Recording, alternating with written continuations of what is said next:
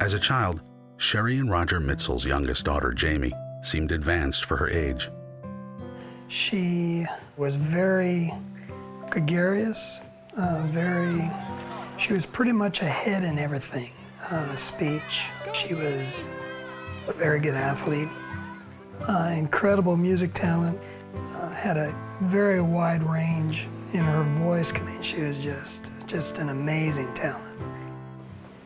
Roger is a musician, and young Jamie seemed to be following in her father's footsteps. At Jamie's first talent show with me, she sang an Alison Krauss tune. And I've told this story so many times, but you can't imagine having an auditorium of 500-600 people that's just dead silent. That's how good she was. Dead silent.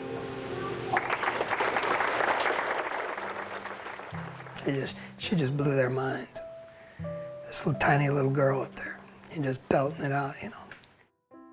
But Jamie's musical talent suddenly seemed to change. Jamie, as I said before, was so gifted in the music. She started singing talent shows with me when she was 6. And she could mimic anything. Well, all of a sudden she was sitting at the radio and she was off. You know, and I remember thinking, Jamie's never off. You know, she was just that little half second. Her pitch was a little off and she was a little behind, and I just remember thinking, Jamie's never off. And it wasn't a few months after that, you know, she started stuttering a little bit.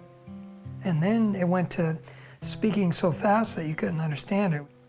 I guess it was frustrating as parents when the speech gets at that point. It's, like you said, it's not only rapid, but they jump from subject to subject to subject, and you're trying to follow.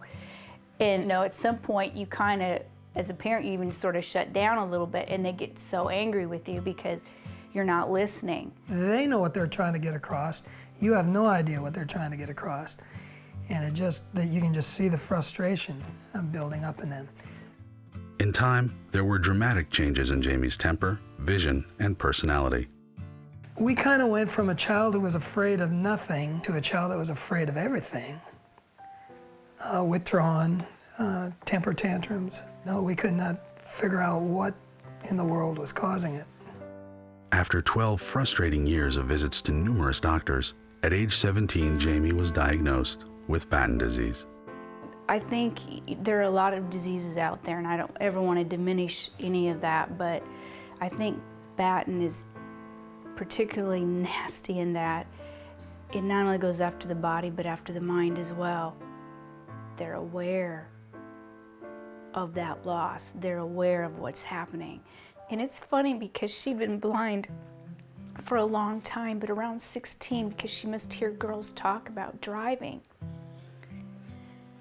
that all of a sudden she became obsessed and very upset about the fact she would never drive. So she really was very well aware of her losses.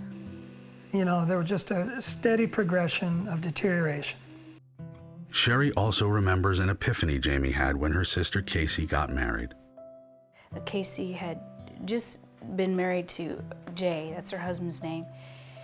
And I walked into Jamie's room and she was sitting there and she was crying. And I said, Jamie, what's the matter? And she looked up at me and she said, I'll never have a Jay, will I? And Jamie's the kind of child you couldn't lie to, because she'd know it and she'd call you on it.